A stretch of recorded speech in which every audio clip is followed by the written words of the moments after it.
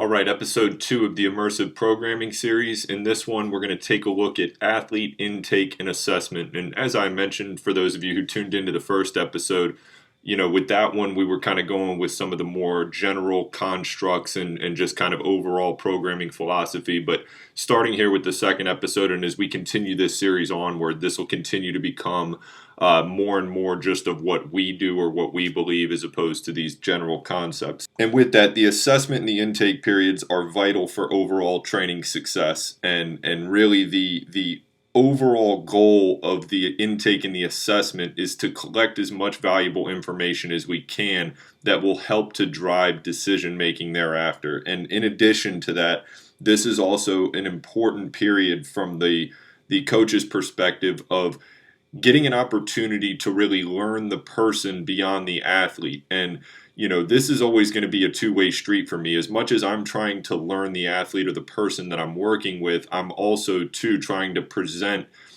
myself in a way that is going to inspire confidence, making sure that there's an empathetic tone or understanding to the situation. We want to provide clarity and be very comprehensive with what we're doing.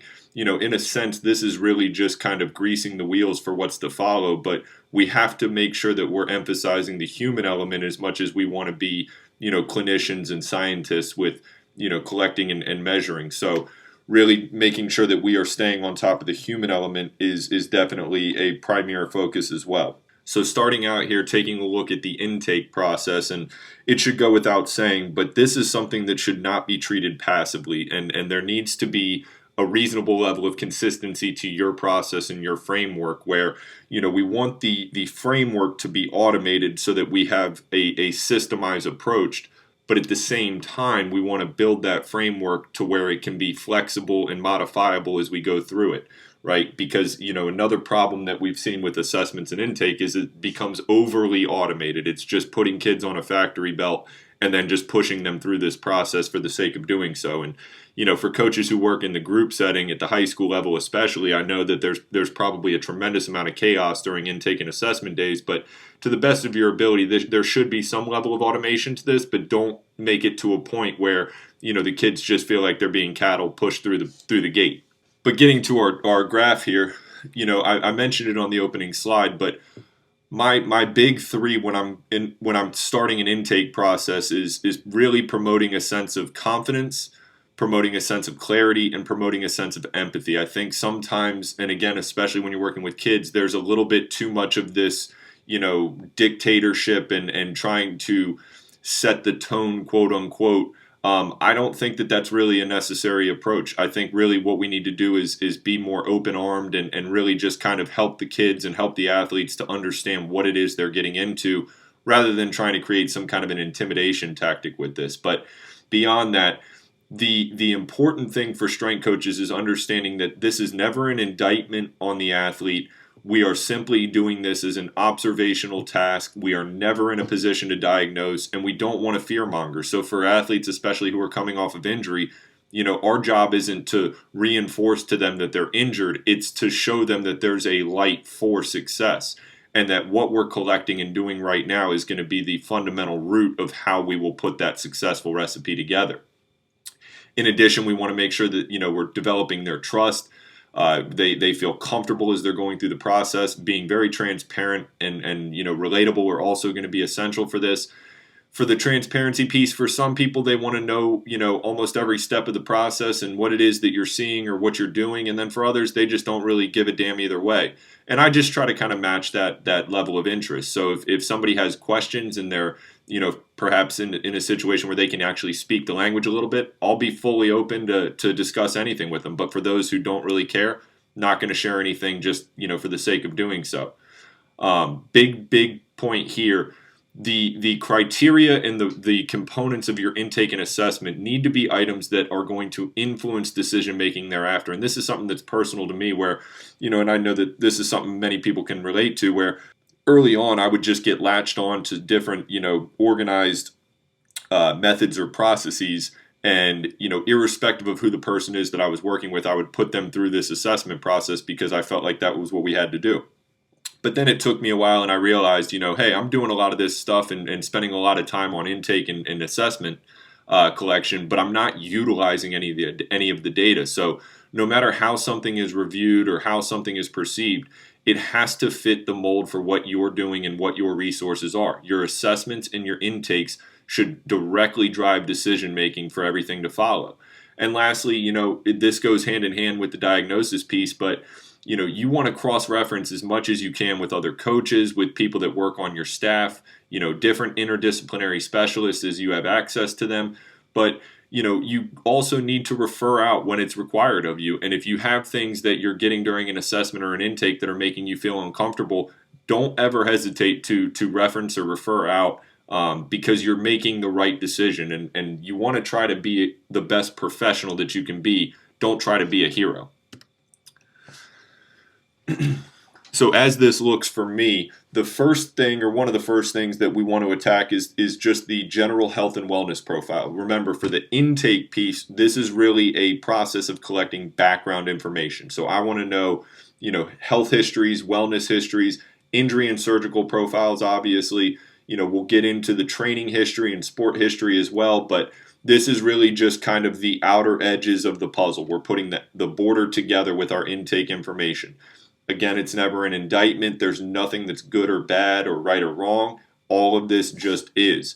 So we see here assessing the health and the sleep summary are going to be pretty much my priority. These two pieces of data here are going to give me a lot of great information. The medical history here is nothing different than your standard ACSM or NSCA intake, but we want to know if there's any kind of underlying issues. And one mistake that I've made in the past is when I have really high level or elite level athletes, I kind of just glance through this and don't really go into too much detail. But it's important to understand that just because someone is an elite level athlete does not mean they have an elite health profile. So don't just assume. Always make sure you're doing your due diligence. And when we're considering things like this, there's no reason to not be thorough. It is the 1 in 1,000 case that you want to make sure you're not going to be falling victim to.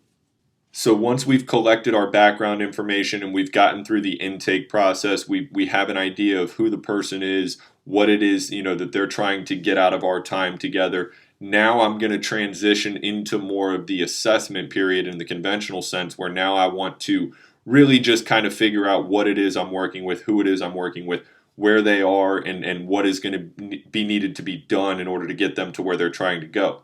So generally for assessment periods, we want to think about things as going from static to more dynamic.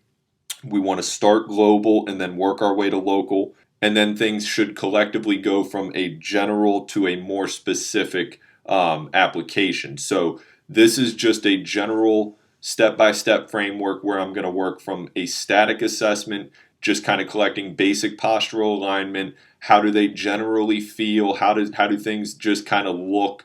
Do they seem like they're very tensed and stressed and kind of guarded, or are they somebody who's just a little bit more loose and kind of lax with the way that they go about things? And then in addition, with the static assessment, we want to just kind of identify anything that is clear and obvious. So these are things like, significant kyphosis or forward head posture, disruption down at the foot or the lower leg, how the hips are sitting. Anything that's going to be clear and obvious is going to give me an opportunity to be more efficient with my time thereafter.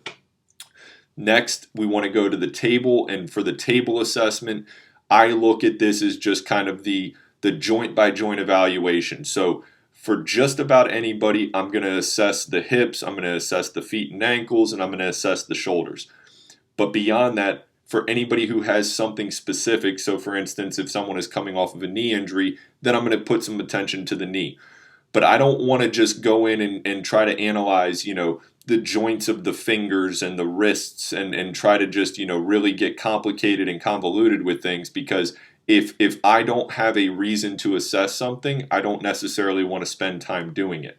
In addition, we're going to do manual muscle testing. So again, I'm going to look at hamstrings, quads, I'm going to look at lats, and I'm going to look at inner back muscles. But until I'm prompted otherwise, I'm not going to get overly detailed on this. Same exact thing with the manual fascial sling testing. This is something that I'm going to do for most people, but if it's demanded of me, I'll go a little bit more involved and get into some more specialized testing. Once we have collected the static and the table assessments, now I'm going to move into more of a dynamic assessment. And for my dynamic assessment, I just work off of something that we've termed to be the functional five. We'll take a look at that on the next slide.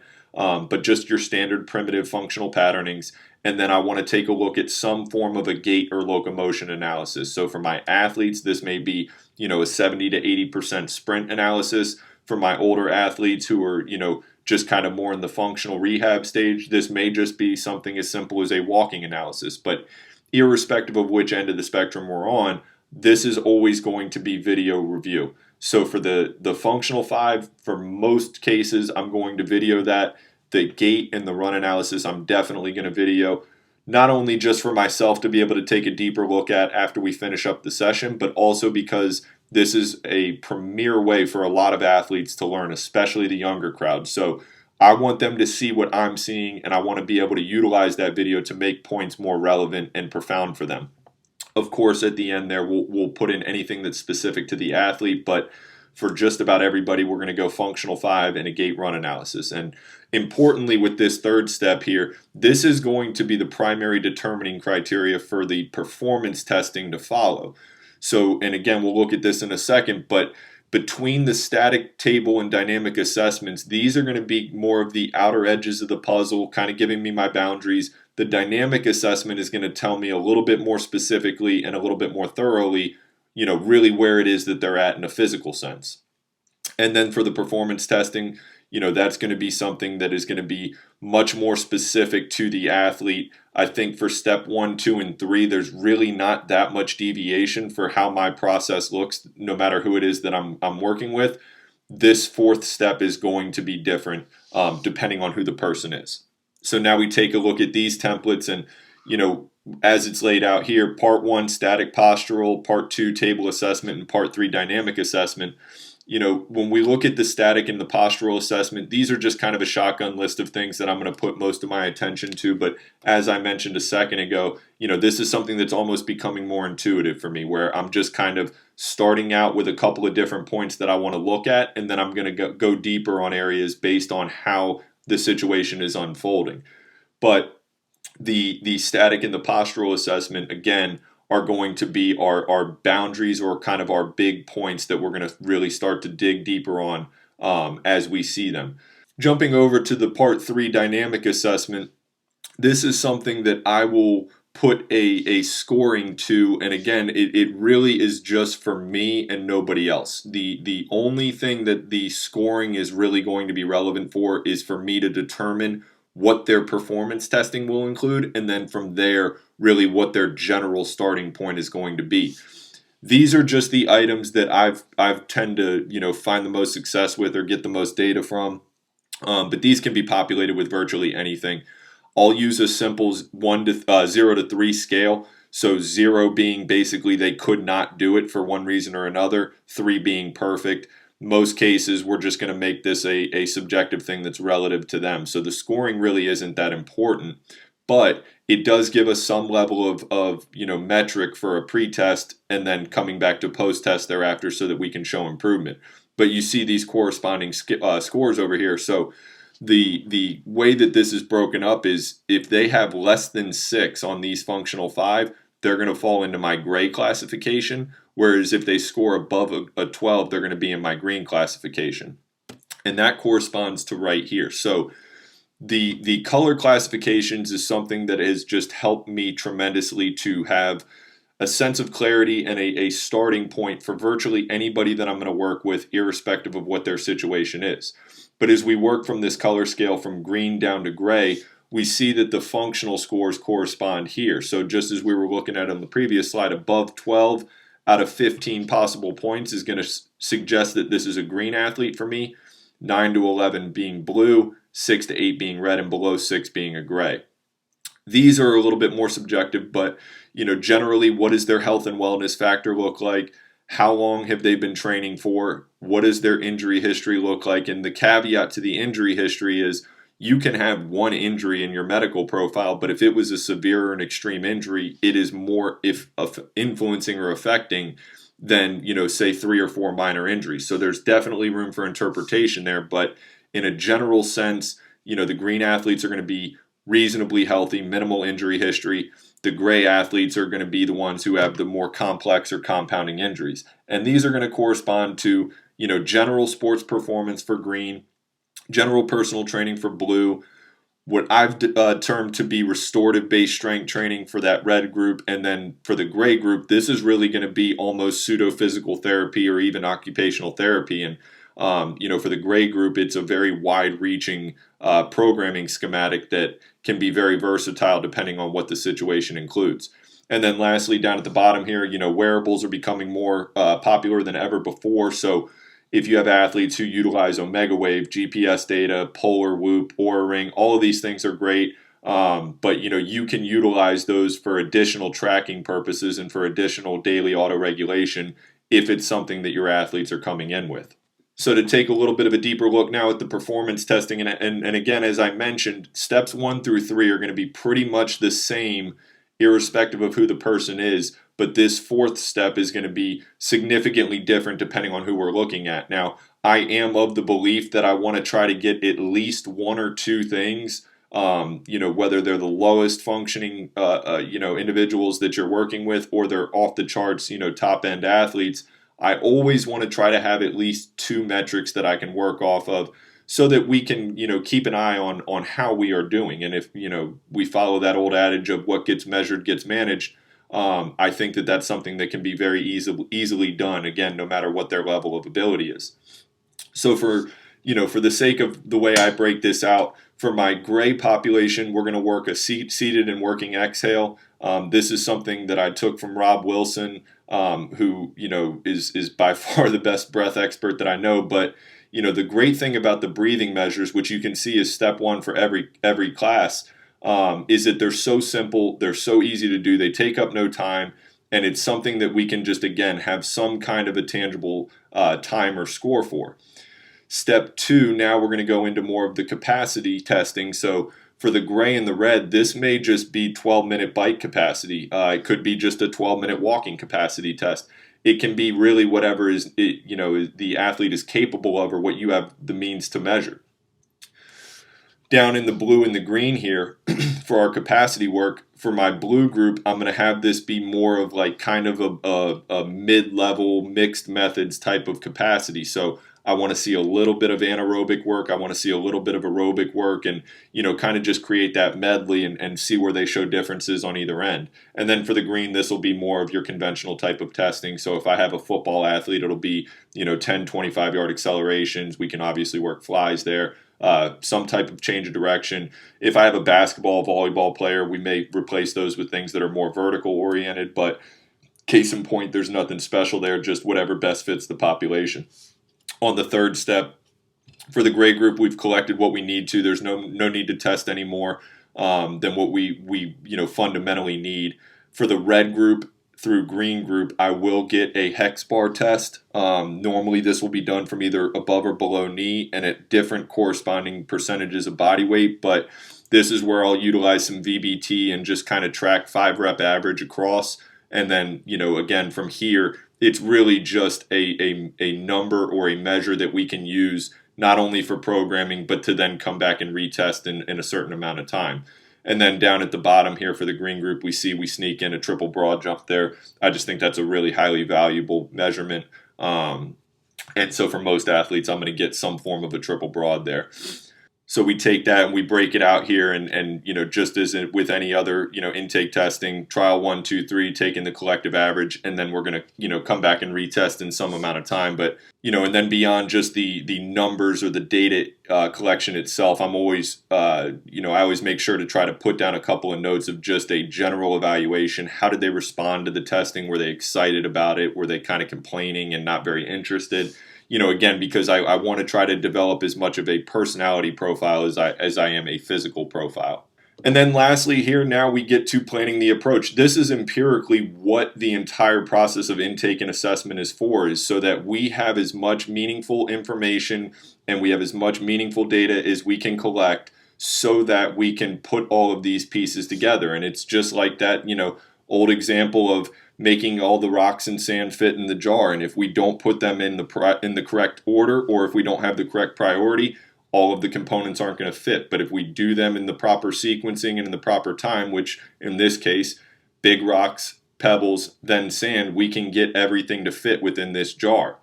This starts out by just understanding where your barriers are. What is not going to be something you're going to be able to make an influence on? What type of limitations do we see, whether they're physical or whether it's from a resources standpoint? And what are the compounding factors and variables? That's a major part of programming, is keeping an eye and understanding on what's going on the 23 hours a day that they're not training. The demands of sport should speak for themselves, but we are really just trying to close the gap on what those sport KPIs are and compare them to what we took from our intake and assessment periods. Then from there, we're going to establish what is the most significant priority and work our way down from there. Where I can make the most impact is going to be dependent on a few factors, but really it's a matter of you putting together the best plan for what the hard parameters are. So if you are only able to see somebody 1 or 2 days a week, it's your responsibility to figure out how you can fill in on the back end. It's not, you can't just sit there and be like, well, I can only see people for 1 or 2 days a week, so I can't really do anything. That's bullshit and it's lazy. Figure it out. Beyond that, what is their level of commitment? If I have athletes who are ravenous about training, I'm going to be more inclined to give them more on their own. If I have people who have never set foot in a gym before and I'm the first time they've ever worked with somebody professionally, then I'm obviously not going to give them anything. Our time is our time. We're going to slow roll this and we'll build our way into, you becoming more autonomous with it. But lastly, I'll mention here, the low-hanging fruit is a big piece. I think with programming, people get a little bit too wrapped up in trying to put micro details together and make things fancy and sophisticated. But really, my first step is, where can I absolutely make the biggest impact for the lowest amount of effort? And then from there, I'm going to go ahead and try to fill in from more of a functional or fundamental standpoint, and then we'll see how the rest of the pieces fall. But always start out with your low-hanging fruit. Know where you can get your value from. Understand the priority and understand the sequence of things, and then from there just understand that you're going to have to modify and continue to tailor and alter this thing as you go along. I appreciate you guys tuning in for episode 2. Hopefully you all found something valuable in this, and if you did, we ask that you please continue to share, comment, like, whatever else you're expected to do these days. Your word of mouth is by far our best form of branding. So we appreciate everything. Please continue to tune in as we go along, and we will continue to put out a ton of more content over the next couple of months. So reach out to us if there's any questions that you have on this or anything else. We're always available to talk shop or help where we can.